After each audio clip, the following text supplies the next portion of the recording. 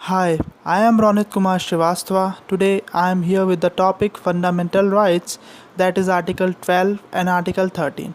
In this video, I will explain Article 12 and Article 13.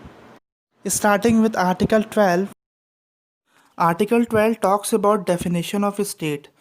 Article 12 says the state includes the government and the Parliament of India, the government and legislature of each of the states, and all local or other authorities within the territory of India or under the control of government of India. सबसे पहले तो मैं आपको ये जो term है state इसका मतलब समझा दूं एक एग्जांपल देके। सपोज करते हैं कोई सोसाइटी है और वो सोसाइटी जो है वो एक वेल डिफाइंड टेरिटरी के अंदर फैली हुई है, मतलब उसका एक फिक्स्ड बाउंड्री है और उस फिक्स बाउंड्री के अंदर एक परमानेंट पॉपुलेशन रहता है और उस पॉपुलेशन को कंट्रोल करने के लिए वहाँ पर एक गवर्नमेंट है और उस गवर्नमेंट को चलाने के लिए एक वेल डिज़ाइंड कॉन्स्टिट्यूशन है। हमारे केस में ये सोसाइटी है इंडिया, जिसे हम स्टेट कहते हैं, जो एक वेल डिफाइंड टेरिटरी है जिसकी एक नियमित सीमा है, बाउंड्री है, जिसके अंदर एक परमानेंट पॉपुलेशन रिसाइड करता है, जहाँ पर एक गवर्नमेंट है उस पॉपुलेशन को चलाने के लिए और उस गवर्नमेंट को चलाने के लिए एक वेल डिज़ाइन कॉन्स्टिट्यूशन है। आर्टिकल 12 जो है हमें यही बताता है कि जो स्टेट है इसके अंदर क्या क्या आता है, क्योंकि जो जो चीज़ें उसके अंदर आते हैं वही उसको परिभाषित या डिफ़ाइन करते हैं। आर्टिकल 12 जो है कॉन्स्टिट्यूशन में लिखा गया है और यही हमें बताता है कि इस स्टेट के सीमा के अंदर या स्टेट के कंट्रोल के अंदर क्या क्या आता है, और यही है डेफिनेशन ऑफ आर्टिकल 12। और अब मैं बात करूंगा की टर्म्स जो दिए गए हैं इस डेफिनेशन के अंदर। पहला की टर्म है government and parliament of India. Government of India का आपको मतलब पता है। पार्लियामेंट ऑफ इंडिया के अंदर आता है प्रेसिडेंट, लोकसभा, राज्यसभा। दूसरा की टर्म है government and legislature of each of the state. State level पे जो गवर्नमेंट होगी और वहाँ पे जो लेजिस्लेचर होगा, हर एक स्टेट का जो लॉ मेकिंग बॉडी होगा वो इसके अंदर आएगा। तीसरा की टर्म है ऑल लोकल अथॉरिटीज़। देखिए अथॉरिटी का सिंपल मतलब क्या होता है, अ पर्सन और a body exercising power to command. एक व्यक्ति जिसके पास कमांड करने की ताकत है और वो उसका इस्तेमाल करे। और आर्टिकल 12 के अंदर अथॉरिटी का मतलब होता है the power to make laws. ये जो लोकल अथॉरिटीज़ है इसको section 3 clause 31 of general clauses act 1897 में रखा गया है। इस लोकल अथॉरिटीज़ के अंदर क्या क्या आता है, जैसे म्यूनसिपल कमेटी हो गया, डिस्ट्रिक्ट बोर्ड हो गया, बोर्ड ऑफ कमिश्नर हो गया, and other authorities within the control और मैनेजमेंट ऑफ म्यूनसिपल और लोकल फंड। जो अगला की टर्म है वो है other authorities. Other authorities nowhere been defined. इसे कहीं पे भी परिभाषित नहीं किया गया है, ना ही ये कॉन्स्टिट्यूशन में परिभाषित या डिफाइन किया गया है, ना ही जनरल क्लॉसेस एक्ट ऑफ 1897 और ना ही भारत के किसी अन्य कानून में इसका जिक्र किया गया है। इसकी व्याख्या या इंटरप्रिटेशन को लेकर हमेशा कठिनाइयाँ हुई हैं और समय समय पे जुडिशियल ओपिनियन में हमने बदलाव देखा है। कैसा जुडिशियल ओपिनियन, अब मैं 2-3 केस स्टडीज़ आपको बताऊंगा, उसमें आप खुद एग्जामिन करेंगे कि किस तरीके का जुडिशियल ओपिनियन डिफ़र करता है।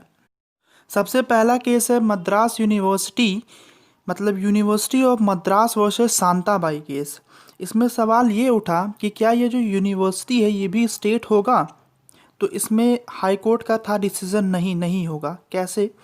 ये जो केस था इसमें एक प्रिंसिपल उभर के आया, हाई कोर्ट ऑफ मद्रास ने एक प्रिंसिपल लाया जिसका नाम था एजिस्टेम जनरस, जिसका मतलब होता है of the same kind, similar nature का। मतलब कि ये कहना क्या चाहता था केस कि इसमें जो वर्डिक्ट आया वो ये बोला कि जो पहले के 3 टर्म थे, that is government and the parliament of India, government and the legislature of each state and all local authorities, अगला जितना भी अदर अथॉरिटीज़ होगा अगर उसका नेचर इन 3 नेचर जो अभी मैंने बताया पहले के 3 टर्म्स के नेचर के सिमिलर होगा तो ही फिर वो स्टेट के अंदर आएगा। क्योंकि जो पहला 3 की टर्म्स हैं वो गवर्नमेंटल और सॉवरेन नेचर कैरी करता है और बाकी और जितने भी इंस्टीट्यूट्स आएंगे इस अदर अथॉरिटी के अंदर अगर उनके भी यही नेचर होंगे, that is governmental and sovereign in nature, तो फिर वो अदर स्टेट से अदर अथॉरिटीज़ के अंदर स्टेट का हिस्सा बनेगा।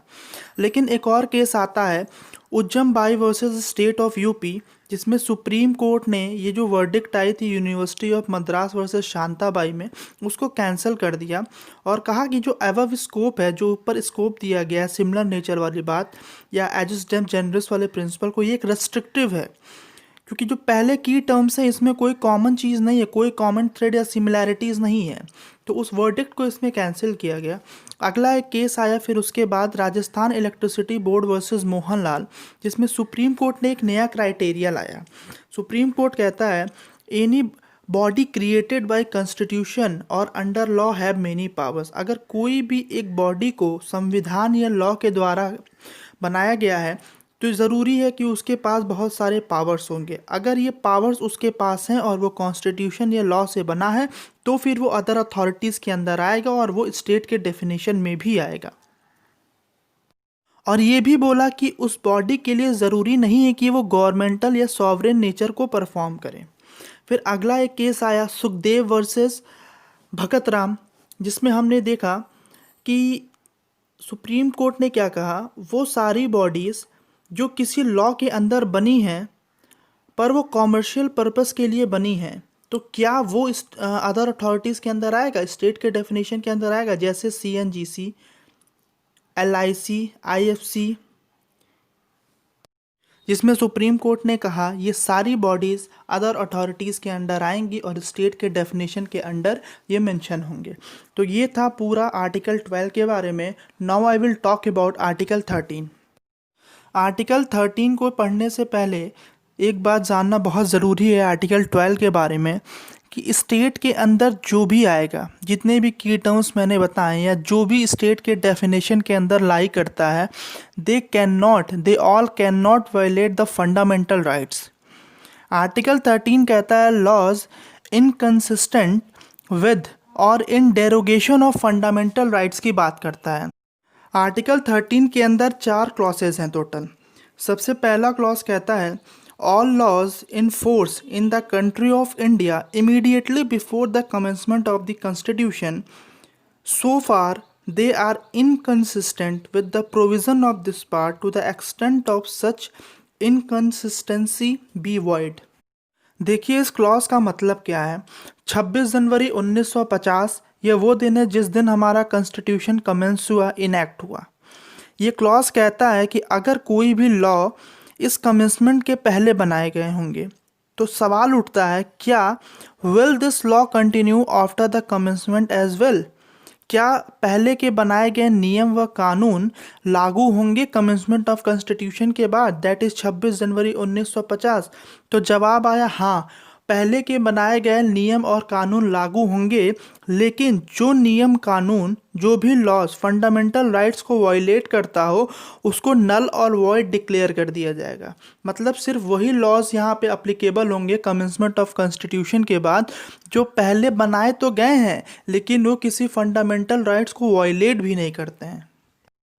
आर्टिकल 13 का नेक्स्ट क्लॉज बात करता है the state shall not make any law which takes away or snatch the right conferred by this part, and any law made in contravention of this clause shall to the extent of such contravention be void।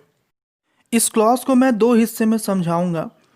पहला हिस्सा कहता है कि the state shall not make any laws, state के अंदर parliament या legislature ही law बनाता है, तो ये क्लॉज कहता है कि स्टेट मतलब कि पार्लियामेंट या लेजिस्लेचर कोई भी ऐसा लॉ नहीं बनाएंगे जो किसी भी व्यक्ति का फंडामेंटल राइट्स को स्नैच करे, टेक अवे करे।